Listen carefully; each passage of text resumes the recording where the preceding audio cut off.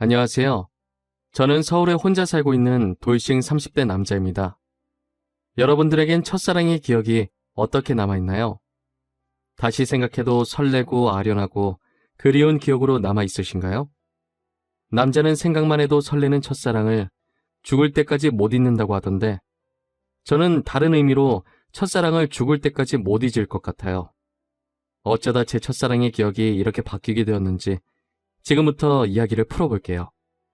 저는 고등학생 때 같은 반이었던 아내를 보고 첫눈에 반해 짝사랑을 해왔었어요.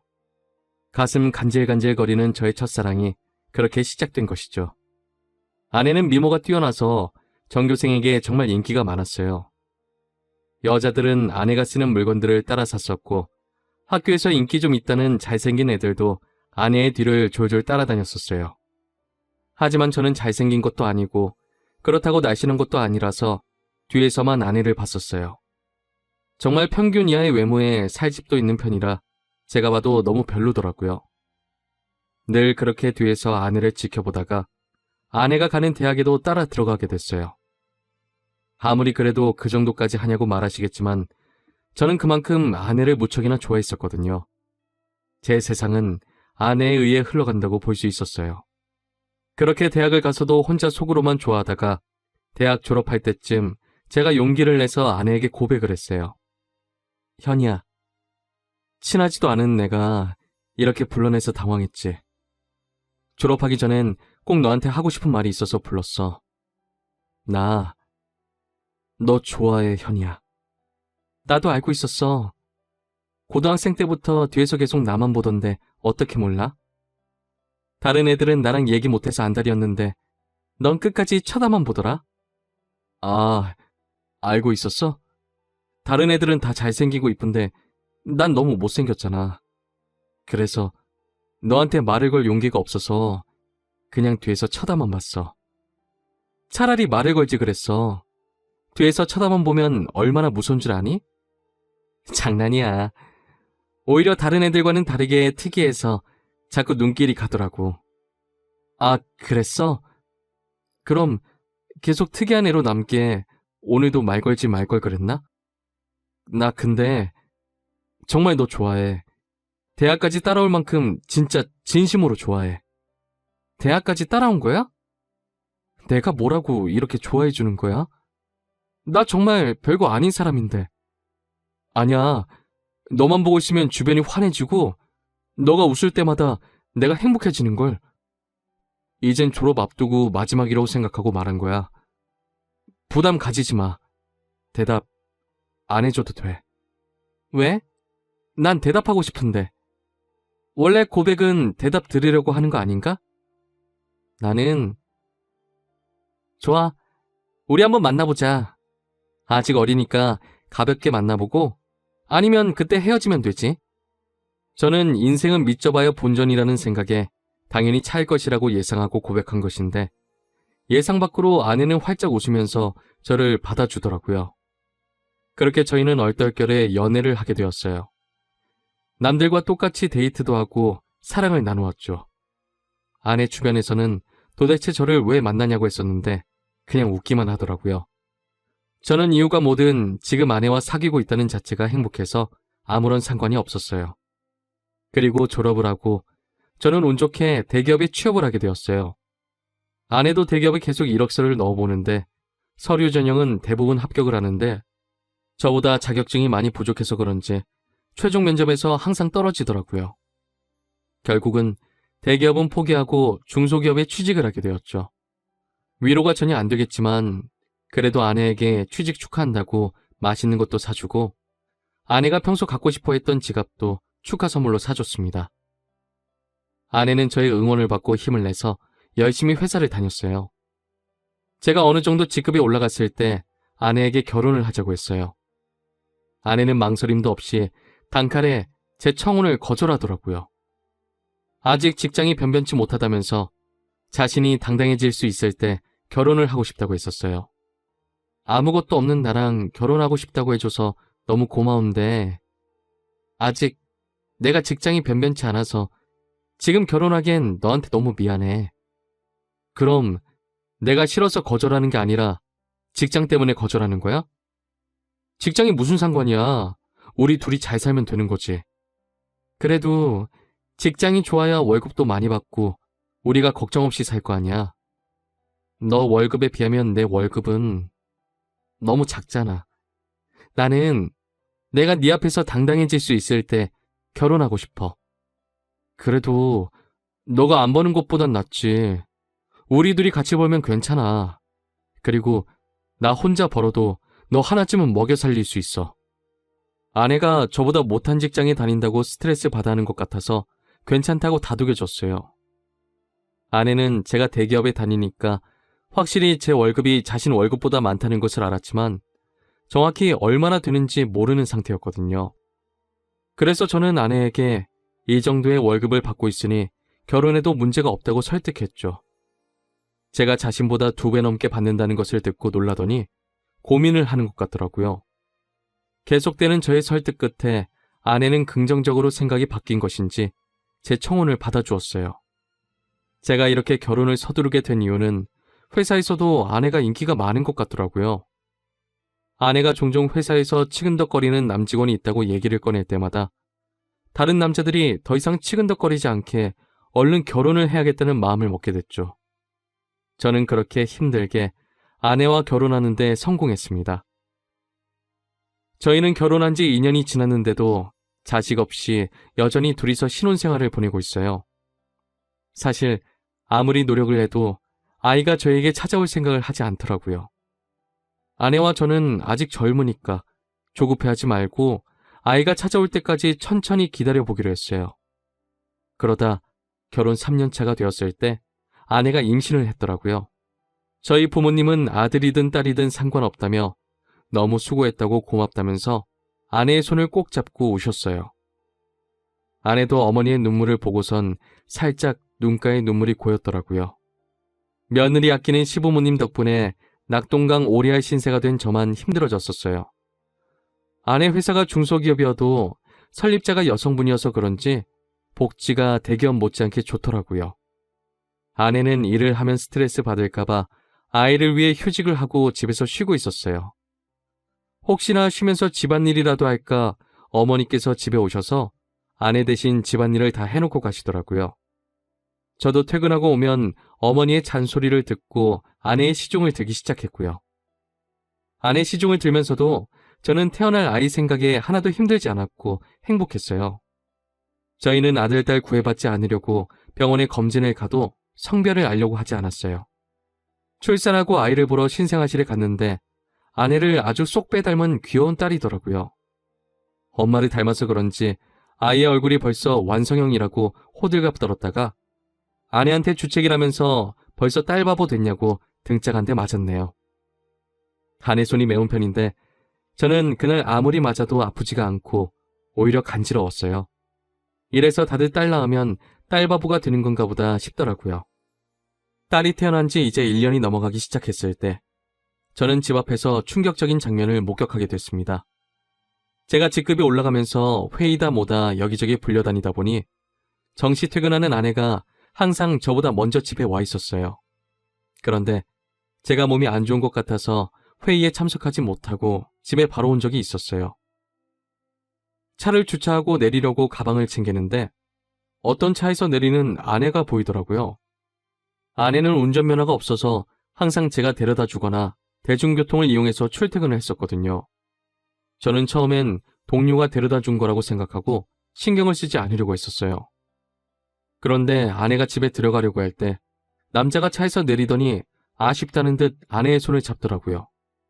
저는 내리려고 손잡이에 올린 손을 떼고 그 모습을 어처구니 없이 쳐다보고 있었어요. 아내는 남자를 보면서 웃고 있고 남자는 잡은 손을 앙탈 부리듯이 흔들고 난리도 아니더라고요. 다른 사람이 보면 그 둘이 부부인 줄 알겠더라고요. 하필이면 제 차가 입구 정면에 주차하고 있어서 제 블랙박스에 그 장면이 그대로 다 찍혔었어요. 저는 차 안에서 나오지 않고 아내가 들어간 후에도 그 장면만 계속 돌려보고 있었어요. 잘못 생각한 거라고 현실을 부정하려 했지만 보면 볼수록 외도가 맞는 것 같아서 화가 나더라고요. 더 확실한 증거를 잡아야겠다는 생각에 저는 집으로 바로 들어가지 않았어요. 차 안에서 쉬다가 원래 제가 퇴근하던 시간에 맞춰서 집에 들어갔죠.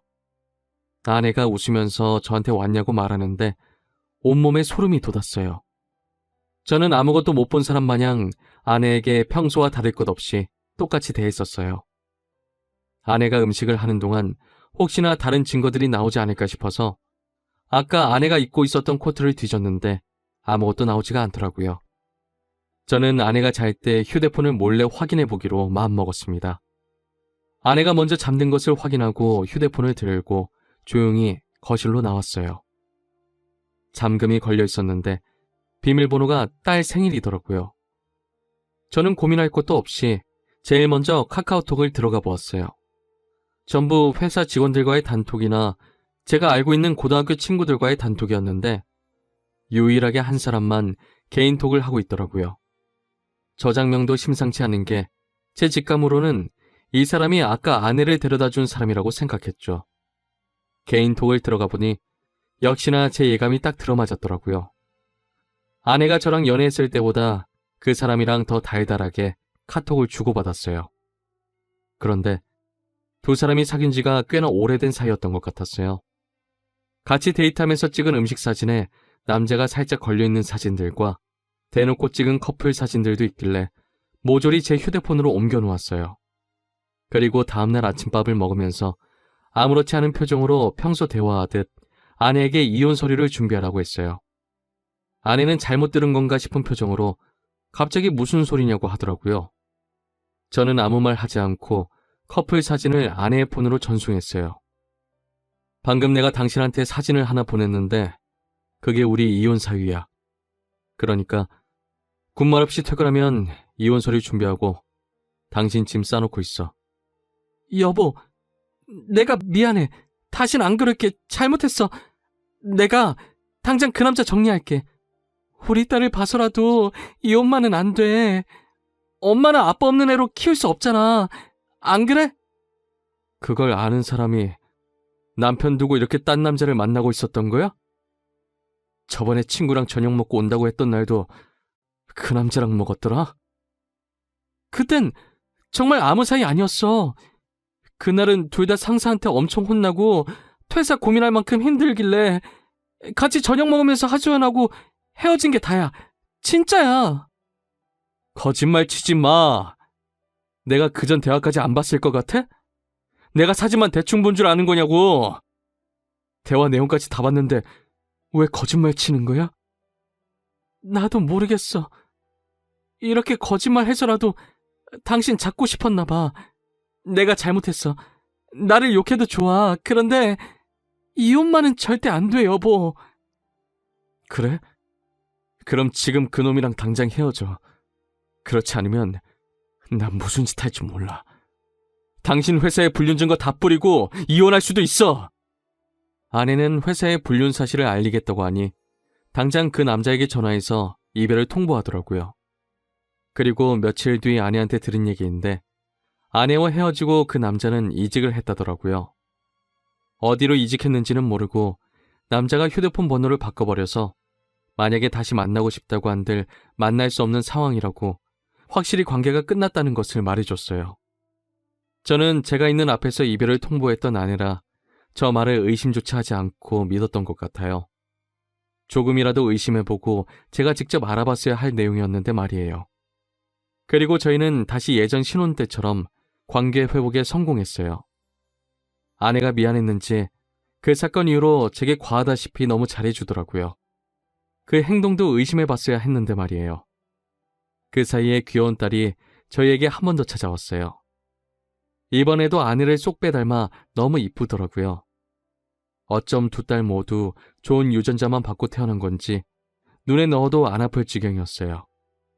제가 한동안 딸 보는 재미가 얼마나 쏠쏠했는지 몰라요. 주위 사람들한테 요즘 딸 보는 맛에 산다고 말하고 다닐 정도였어요. 요즘은 아들보다 딸이 더 좋다고 하던데 딸들을 보고 있으니 왜 그런 말을 하는지 알 것 같았어요. 어찌나 애교도 많고 저를 보고 방긋방긋 잘 웃던지 나중에 커서 딸이 결혼한다고 하면 정말 대성통곡할 것 같았어요. 저는 영원히 제 딸들을 옆에 끼고 살 수 있을 줄만 알았어요. 그날만 아니었다면 말이죠. 제가 중요한 프로젝트를 맡고 있어서 잠을 제대로 못 잔 적이 있었어요. 평일엔 프로젝트 때문에 주말엔 딸들 보느라 피로가 누적이 되었던지 그날은 정말 낮잠을 안 자면 제가 과로사할 수도 있겠다는 생각이 들더라고요.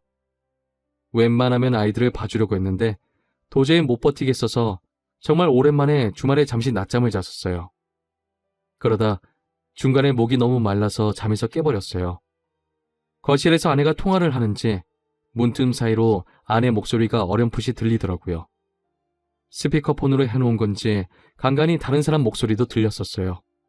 저는 목이 말라서 아플 지경이길래 물을 마시려고 손잡이에 손을 올렸는데 아내가 하는 말에 문을 열지 못하고 그 자리에서 굳어버렸어요. 오늘 남편 얼굴 보는데 날이 가면 갈수록 더 못생겨지더라. 살만 디룩디룩 쪄서 진짜 얼굴 맞대고 밥 먹기 힘들어. 같은 공간에 있기도 싫어. 그러니까 내가 계속 이혼하라고 했잖아. 언제 이혼할 건데? 이대로 살 생각이야? 도대체 언제까지 이러고 있을 건데? 나 이제 당신 남편이 불쌍해 보일 지경이야. 아니 뭐 아직 애들도 어리고 내 월급으로 애들 키우는 건 힘들잖아. 그렇다고 당신 월급도 많은 게 아니니까 조금만 더 있다가 하려고. 이혼할 생각이 있긴 한 거야? 내가 봤을 땐 당신 남편이 가진 돈 때문에 이혼 안 할 것 같아. 말로만 이혼할 거라고 하고 계속 이런 식이면 나 당신 남편한테 다 말할 거야. 아, 좀 기다려보라고 했잖아. 왜 이렇게 보채는 거야? 매력 떨어지게. 우리 딸 부족함 없이 키워야 하지 않겠어? 그러니까 조금만 참아. 그건 그렇긴 한데 나도 애기들 보고 싶단 말이야. 맨날 사진으로만 보고 나도 실제로 애기들 알아보고 싶어. 근데 지금 자기 애도 아닌데 자기 애라고 믿고 저렇게 좋아 죽는 꼴이 너무 웃겨. 진짜 멍청한 거 아니야? 얼굴이 자기랑 너무 다르잖아. 당신 닮아서 얼마나 이쁜데. 자기 애라고 믿지? 얼핏 들었을 때 대화 내용으로 아내가 상간남이랑 통화하고 있었다는 걸 알아차렸어요. 얼굴 얘기하면서 제 험담을 할 때부터 저는 손을 뻗어서 화장대에 있던 제 폰을 들고 아내의 통화 내용을 녹음하기 시작했었어요. 둘이서 오가는 대화들이 정말 갈수록 가관이더라고요. 제 험담은 그럴 수 있다고 생각했는데 이제껏 제 딸이라고 믿었던 애들이 알고 보니 제 딸이 아니라 상간남 딸이라고 하니까 너무 충격적이더라고요. 저는 들고 있던 폰을 바닥에 떨어뜨렸고 그 소리에 아내가 놀랐는지 황급히 전화를 끊더니 방문을 열고 불을 켜더라고요. 불을 켜자마자 바로 앞에 서 있던 저를 발견하고 놀라서 소리를 지르더라고요. 여보, 당신 언제부터 여기 있었어? 혹시 내가 통화하는 거 들은 거야? 어디서부터 들었어? 다 들었어? 너 당장 내 집에서 나가. 더 이상 네 목소리 듣고 싶지 않으니까. 아무 말 하지 말고 지금 조용히 그대로 문 열고 나가. 여보, 이거 오해야. 내 말 좀 들어봐, 어? 당신이 지금 어디서부터 뭘 들었든 다 오해야. 그러니까 이거 드라마 얘기야.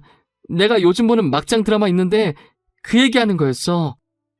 내가 방금 분명히 당신 목소리 듣고 싶지 않다고 말했을 텐데. 나가. 안 나가?